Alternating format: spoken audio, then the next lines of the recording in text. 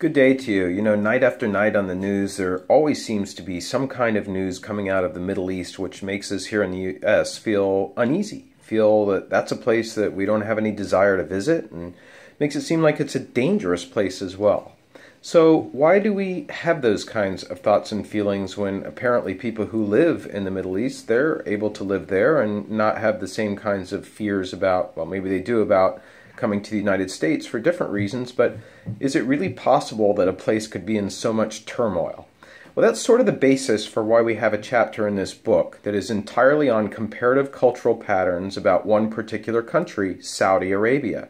That's what we're going to talk about today in an effort to have a better understanding of a particular region of the world that we seem to know very little about, but a region of the world, as I identified earlier, that makes us feel very uneasy. So we're going to talk today about Saudi Arabia, and we're going to compare some of the cultural patterns in that country to our own. And it's with the understanding that knowledge of other cultures, even if they seem very strange and foreign to us, is absolutely critical. Otherwise, we're not able to interact with those people to make for a better world, and we go through life with a kind of uncertainty and unease that doesn't necessarily have to be the case. So it's important to learn about Arab culture. That's what we're talking about.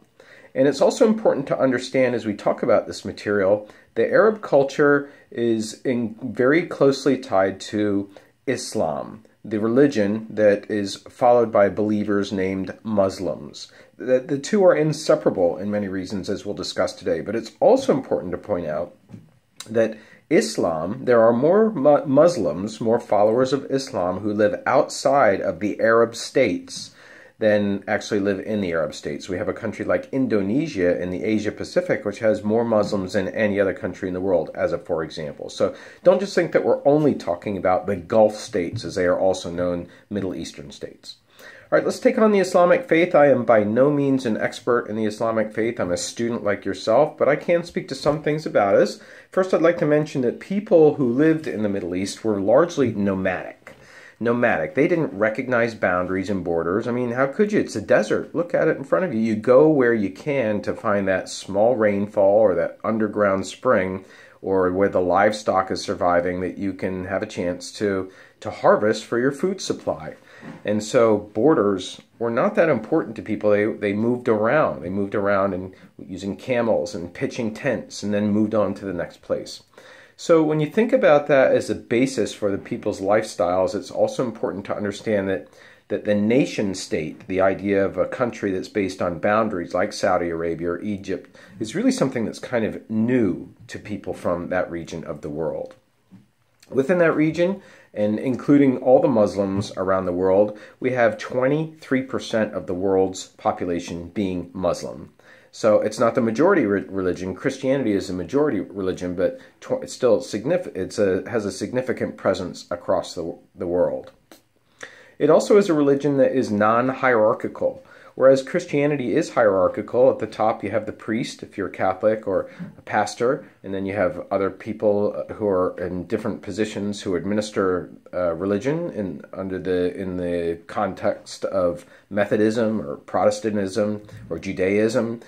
You don't find that kind of hierarchy in Islam. You find it's much more, the accesses to the information that I'm going to talk about now through the God of Muhammad and the holy book, the Quran. The direct accesses to that information, you don't need to go through a priest to get that information. So that's the hierarchy that I'm trying to get at that does not exist. So you have Muhammad. He's a prophet, a person who can look into the future and to reveal things to others that you don't see for yourself. That's what a prophet does. And he's the one who founded Islam in the 17th century. So it's not as old as Christianity. And he apparently received revelations from an angel named Gabriel. And this occurred over a period of 20 years, which elevated Muhammad to being the most important prophet. He is not God, but he is the most important prophet out of the others, which include Jesus, Noah, and Moses, names that are familiar to you if you're a Christian. And within the religion, he established the idea of caliphates, or Caliphates. These are geographical regions that have a Muslim leader who's known as an imam, I-M-A-M. So when you hear a caliphates, or a caliph is the leader of the caliphate, it's a geographical region if you hear that. Now moving on to the Quran. The Quran literally means recitation in Arabic. And it was revealed by Allah, Allah is the God in Islam, to Muhammad in Arabic. And it contains stories, it contains verses, it contains laws even, something you don't find in Christianity as much, and it includes admonitions. And it's a much more comprehensive document and therefore religion in people's lives. It even tells you how a state, a country, synonymous to state, is to be run under the Islamic faith. It has the rules. There is no separation between church and state when you're talking about the Quran. They are one and the same.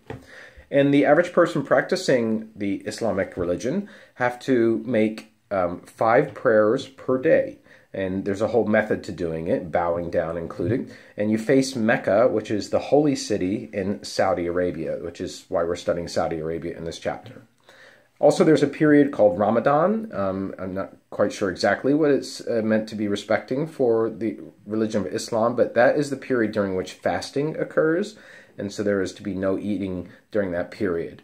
Also, people who are Muslims are, if you're serious about your religion, you must make a pilgrimage to Mecca at least one time in your lifetime. Within the people who are following Islamic religion, you have 2 different types of Muslims. You have Sunnis. Sunnis are by far the majority. They're 90%. S-U-N-N-I. Sunnis are the majority. And the main difference between them and their counterpart, the Shiites, is the Sunnis believe that the caliphates, those districts, the caliphs, the leaders of those religious geographical areas, they can be from people outside of the Prophet Muhammad's family. So they're more dispersed, more people have access to those positions, whereas Shiites do not believe that caliphs, the leaders in the caliphates, can be outside of the Prophet's family. Shiites are the majority religion in certain countries. That's the 10% of the Islamic religion. They are majorities in Iran, Iraq, Bahrain, and Azerbaijan, and parts of Saudi Arabia. I mentioned Iran there. It's important to note that Iran is not considered to be an Arab state. Many people do. It is not, because it is based on a different language. It's not based on Arabic. It's based on the Persian language. So Iran is one of the things that makes Iran unique. Now, you probably already know that Islam is considered to be a very conservative religion, even ultra-conservative. It actually prohibits alcohol, prohibits smoking, prohibits premarital sex. And the view towards many Arabs when they're asked, well, how can you live in a place that has such strict rules for how human behavior can be conducted, is they say, well, we don't have the problems that you have with pornography, teenage pregnancy, abortions, AIDS, and other kinds of sex-related problems that bring shame to a family. We don't have those kinds of problems. You might expect also that science is understood through religion as well. Science is not an independent body or an independent way of understanding the world. It is to be conducted through the laws of Islam. So it's a really comprehensive document, and you can find the rules of Islam in every facet of human interaction as a result. So now we go to Saudi Arabia. This is the country that we're focusing on for the remainder of the instructor video lecture. It occupies about 90% of the Arabian Peninsula. I've given you a map today, so this would be a good time for you to take a look. And when you look at that whole region, you'll see where Saudi Arabia is located, and you can also see Egypt and some of the other countries that are often in the news, Israel, Palestine. And you can see where the region of the world is that we're talking about. In Saudi Arabia is a huge country. It occupies 90% of that peninsula. It is the 12th largest country in the world. And like much of the other region, that 98% of it, almost all of it, is desert. It only gets 10 centimeters of rain a year. That's like that much a year. 10 centimeters of rain.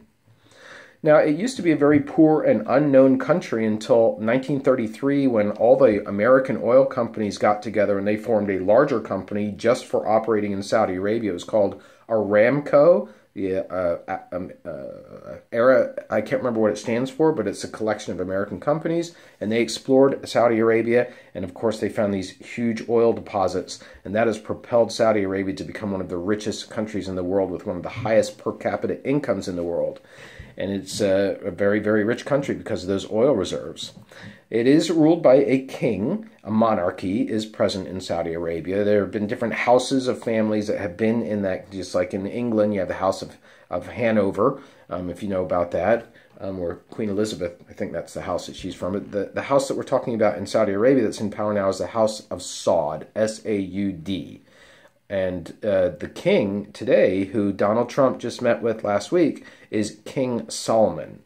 So here you have the place that perhaps embodies the most ultra-conservative form of Islam. That's why one of the reasons that this country is being studied today. It has an ultra-conservative brand that's called Wahhabism. And that means, for example, that women are to have virtually no contact at all with unmarried members of the opposite sex to avoid temptation. And in this country, Saudi Arabia, you actually have public morality committees. And you have police that go around and make sure that the law of Islam is followed to every degree. And in fact, in Saudi Arabia, not only is the Quran the most important religious document as you would expect in an Islamic country, but it is actually part of the Constitution. The Constitution incorporates the Quran. Only men can vote in Saudi Arabia, as you would expect.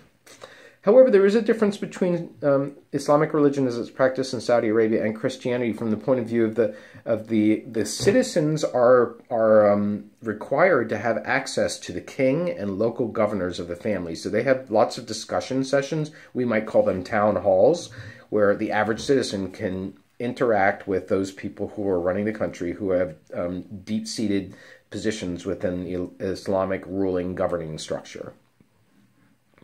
Now let's move on to the U.S. and mention a couple things about the U.S. and Saudi Arabia. There's a special relationship there, I guess you could call it. It's mostly an economic relationship. And you saw it in play just last week if you followed Donald Trump's visit to Saudi Arabia, because the relationship is based on oil.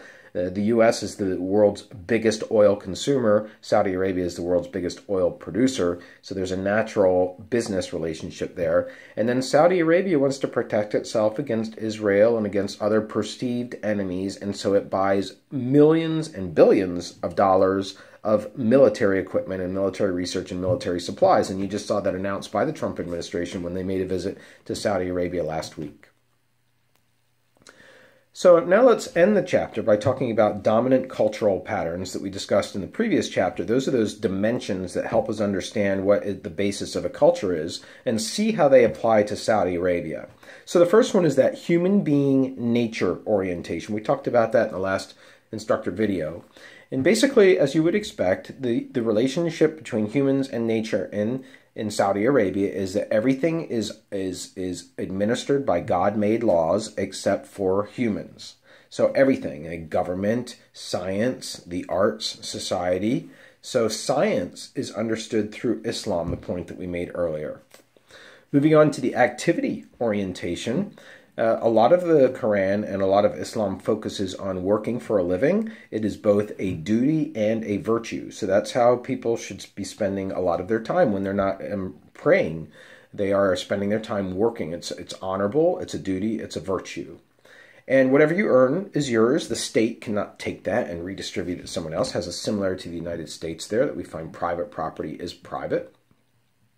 However, it does conflict Islam with an uncritical acceptance of progress and change. You know, we tend to embrace the latest iPhone. Oh yeah, I can't wait to see what the iPhone's going to be like. That's not seen necessarily as a good thing. There would be suspicion about what is the iPhone going to do that will allow people to have access to information that may cause them to have doubts about the Islamic faith. That would be a legitimate question that would want to be asked of Saudi Arabia on this activity orientation. That progress, unchecked progress, is not necessarily automatically good. And then you have the time orientation. It's difficult to understand, but in Saudi Arabia, their calendar is based on a lunar calendar, not a solar calendar. And when you do that, basing it on the moon, the rise and the fall of the moon, you end up with an 11-day shorter calendar than you find in the calendar that's associated with the sun going around. This also then works its way into the way that people interact because their time orientation is very different from our time orientation. It's known as a polychronic culture. polychronic culture. This is where you can interact with a lot of people at once and thereby get involved in a lot of people's lives at once. So it may seem chaotic. If you even look at a traffic intersection in many Middle Eastern countries, including Lebanon, it's like every person for themselves. You know, there's a joke that green means go and red is a suggestion to stop. You know, that's kind of what we're trying to describe here when we're talking about being a polychronic culture. How that's based on a lunar calendar, I'm not quite sure, but the point is that there's a different orientation of time there. And then we have the human nature orientation, and there is a difference between Christianity and Islam in that Islam does not believe that people are born with sin. The opposite is the belief that people are basically born good and have a greater chance at being good than they have a chance of being evil. And then finally, there's the relational orientation. In Arab culture in general, and especially in Saudi Arabia, it's very group-oriented. That things are done as a group.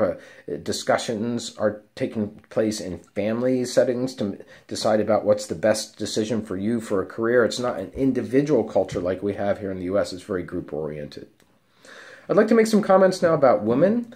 It's also probably difficult to understand when we see women who are wrapped up in all of the Arab garb, that they have the kinds of freedoms that we would wish them to have. But if you were to talk to the average woman in a Muslim, in an Islamic country, they do perceive that they are equal. They perceive that they're not identical to males, but they are equal. And there's a kind of reasoning that goes on that explains, for example, that the male earns the money in the household and the woman has to stay in the home and cannot interact with strangers, but the woman gets to benefit from the male's household income. So that's the way that equality is defined. That's one example of the way that equality is defined, that the women get certain benefits from being in a privileged position in society, even though they may not see it as a situation where their rights, even to show their face, which you're not allowed to do, their rights are not being violated, and women don't vote, and women have punishment to them. There was a case, a horrific case discussed in the book, where a married Muslim woman met an unmarried man, and they were accosted. They were accosted because of it, and she was gang raped. And so the males who raped her were in part justifying their behavior based on the fact that she was having infidelity with another male.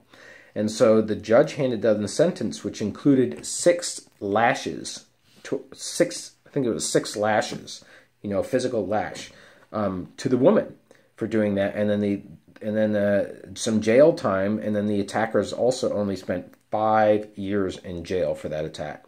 So there's a lot of differences in the way that women in Saudi Arabia and other Muslim countries perceive their equality versus how Westerners perceive their equality.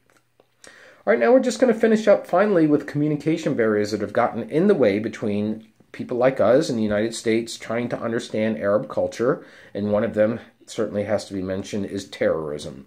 The idea of terrorism, which we saw just last week in Manchester, based on an organization, ISIS, which claims that it has Islamic roots.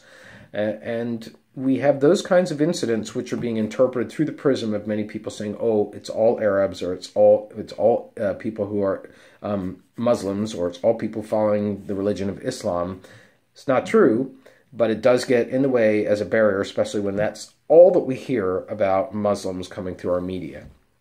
Speaking of media, that's the second communication barrier, that political unrest and social media causes a lot of Arab countries to be very, very suspicious of Twitter and Facebook, because it does allow people in Arabic countries to communicate with each other and to question some of the rules and the laws of their society. And it creates dissension and lack of trust in the government. So that's also a communication barrier, because Western countries, we freely practice social media. And then finally, that's actually the last communication barrier as well, is that it's the idea that Arab countries are traditional cultures, and they are constantly being awashed with Western culture through the media. So even something like an NFL football game with cheerleaders, that's something that Arab culture is going to say, no, we're not going to air that in our country. That's promoting a view of women that we believe is against our Islamic faith. And so you have westernization and the way that we like to live, and infringing on traditional Arab culture, and it's one of the things that keeps us apart and keeps us separate. So there you have it, a focus on Saudi Arabia, a little bit on Islam, and I hope that we have a better understanding of that region of the world. Have a great day.